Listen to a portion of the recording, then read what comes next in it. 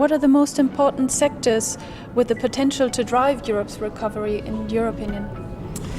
Well, Europe's recovery will have to be driven by new technology sectors, both in services. In fact, I should say mainly in services, but also in high technology manufacturing.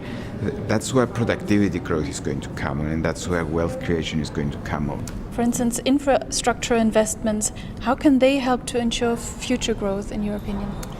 Well, infrastructure investments are extremely important because they provide the framework within which private business will establish itself and flourish. And if infrastructure is not good, then the growth of the business will not be good, its competitiveness will not be good, and it will be taken over.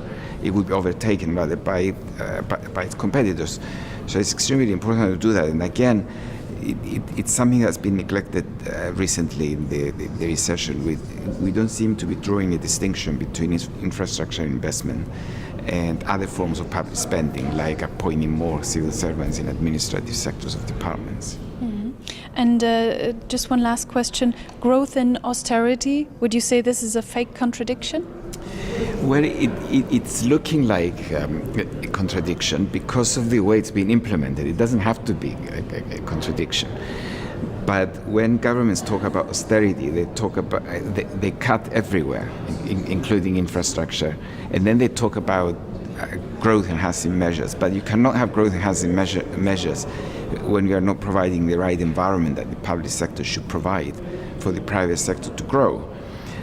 The way to avoid the contradiction is to separate the growth measures like infrastructure from other spending, which includes appointments in the civil service, public sector salaries,